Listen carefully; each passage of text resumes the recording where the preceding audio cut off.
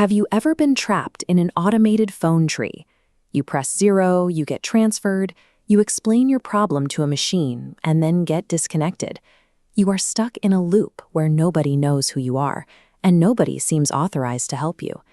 In 1926, author Franz Kafka took that exact modern anxiety and turned it into a novel. The Castle follows a protagonist known only as K, a man arriving in a remote town to take a new job as a land surveyor. He finds himself in a bleak, freezing, impoverished village, and looming somewhere above this settlement, shrouded in mist and snow, is the castle, an unseen authority that governs every aspect of life below. But instead of a warm welcome for a hired professional, the local system instantly rejects him. The villagers treat K with deep suspicion, classifying him as a vagabond rather than an employee. Trying to clear things up, a call is placed to the castle's administration. The response over the receiver is completely contradictory. One clerk says K is an old employee, while another says there is no record of a land surveyor ever being hired. Naturally, K figures this is just a clerical mix-up. If the phones don't work, he can simply walk straight up the hill, knock on the door, and sort it out face-to-face. He quickly discovers the conflict isn't about physical distance. It's a psychological labyrinth. In Kafka's world, a straight line is never the actual path. K decides he needs to bypass the low-level clerks and speak directly to the man who supposedly hired him. That man is Klom, a powerful, rather flabby, and completely unreachable official whom K becomes obsessed with contacting. Instead of reaching Klom, K manages to secure a meeting with the village mayor, and the mayor delivers crushing news. K's job offer was a mistake. It was a bureaucratic error generated years ago that somehow finally made its way into the mail. The mayor explains the castle's administration is no well-oiled machine. It is a chaotic nightmare of disorganized paperwork, lost files, and endless untraceable memos. Because there is no official record of his hiring, the mayor completely dismisses K's right to even exist in the village. The system is clearly broken, but it flatly refuses to self-correct. This is the genius of the castle's bureaucracy. It shifts the burden of proof entirely onto the victim. The administration treats K as the primary error, a man who has the audacity to exist despite the system having no record of him. Desperate, K attempts to game the system through the villagers. He learns that a sad-eyed barmaid named Frida is Clam's mistress.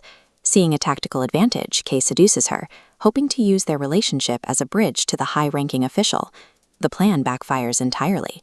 Rather than granting him access to the castle, the relationship devolves into a suffocating domestic distraction. K finds himself grounded in the village, sweeping floors in a schoolhouse just to survive. To make matters worse, the castle sends him 2 assistants, Arthur and Jeremiah. They are entirely interchangeable and completely useless for the surveying work K is supposedly there to do. These figures operate as systemic spies, peering around corners to monitor K's every move. They ultimately sabotage his life by stealing Frida away, dismantling his one meager connection to Clem. Every attempt K makes to manipulate the village's social hierarchy has the opposite effect. He only sinks deeper into petty local politics, pushing the castle even further out of reach. K's only glimmer of hope comes from the lowest rung of the intermediaries, Barnabas, a sensitive young messenger who finally brings K physical letters sealed by the castle. But these letters represent what scholars call an empty signifier. They look official, complete with heavy stamps and formal language, but they contain absolutely no actionable meaning. They don't grant authority, and they don't answer a single question. Through Barnabas, K meets his sisters, Olga and Amalia. He learns that this entire family has been designated as social outcasts, shunned completely by their neighbors. The reason for their exile is chilling. A castle official named Sortini sent Amalia an obscene, cruel letter demanding she come to his room.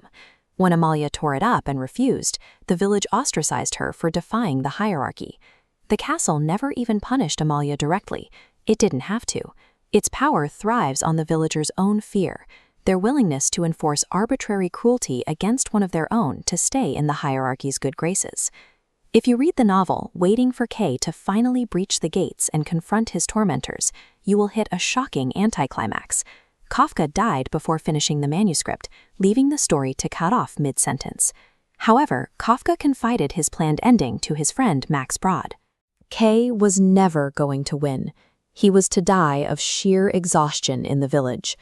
Only on his deathbed would a message arrive from the castle, stating that while he had no legal right to be there, he was permitted to stay out of pity. For decades, readers have debated what this all means. Is it a theological allegory about man's search for an unreachable God?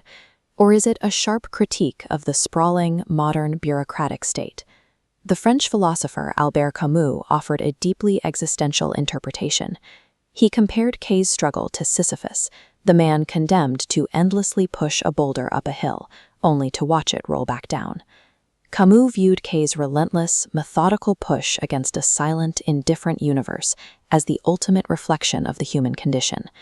Kay persists in trying to find meaning where none is offered. The castle endures as a masterpiece because it captures a specific, terrifying paradox, that the very systems we build to organize our world are the exact mechanisms that ultimately alienate us from it.